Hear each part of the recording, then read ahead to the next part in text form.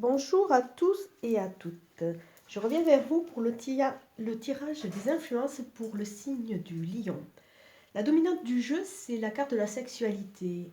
Le lion va se reconnecter avec le sensitif, bon, le côté sexuel aussi, mais tout ce qui est ressenti. ressenti. Au niveau du jeu, j'utilise toujours l'oracle de Katia, le 77 d'Alias, qui est au niveau de la coupe, nous avons la route. C'est une carte qui ressort beaucoup dans pas mal de tirages. Cela veut dire que le lion a choisi sa voie d'évolution, qu'il est vraiment sur la route qui lui correspond et qui va l'amener vers un mieux-être. Avec la carte de la naissance, c'est au-delà de la naissance physique pour certaines personnes. C'est vraiment une reconnexion avec son essence profonde. C'est un caractère de feu qui est très, très vivant. On dirait que le lion va être amené à se retrouver. Au niveau du tirage, nous avons la carte de 45, la carte 17, la carte 75, la carte 64 et la carte 15. La carte 15 représente le lion à l'heure actuelle. C'est un grand communicant. Il est dans le partage, dans les nouvelles. Il a beaucoup d'appels, de visites. Il aime beaucoup ce côté être entouré.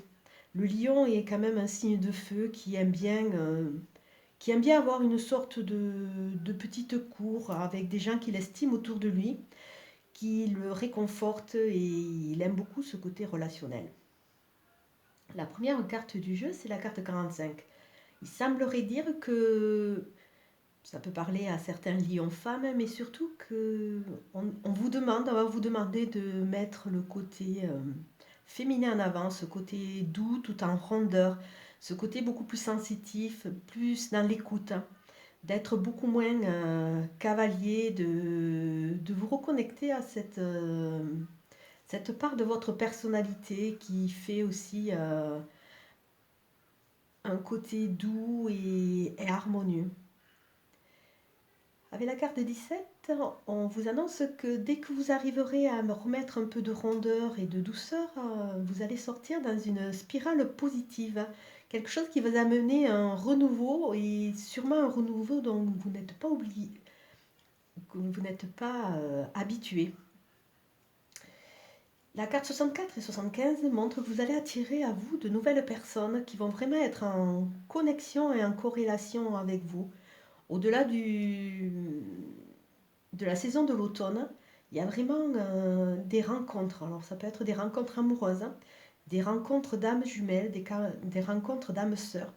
Vous allez rencontrer des personnes différentes, mais qui vont vraiment vous correspondre beaucoup, beaucoup plus. Donc les lames de conseil au niveau de l'oracle des miroirs, nous avons au niveau de la coupe la correspondance et le travail à l'envers. Le travail à l'envers semble indiquer que le lion a bien travaillé sur lui, que maintenant il va commencer à récolter, ce qu'il a semé. La correspondance va demander au lion de se mettre un peu plus en retrait, d'être un peu moins au devant de la scène et d'être plus à l'écoute. Maintenant, il a bien travaillé sur lui, il faut qu'il avance. Cette lune va vraiment optimiser ce travail et cette douceur qui doivent être mis en avant au niveau du lion. Au niveau du béline, nous avons l'appui et l'ennemi.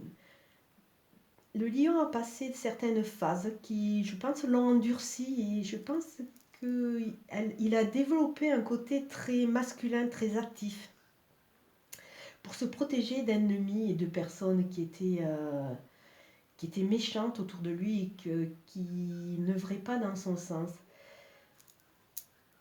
Ce côté masculin le dessert parce que ça ne correspond pas entièrement à sa personnalité. Donc c'est pour ça, je pense que le 77 met en avant la rondeur et la douceur du côté plus passif, du côté plus féminin.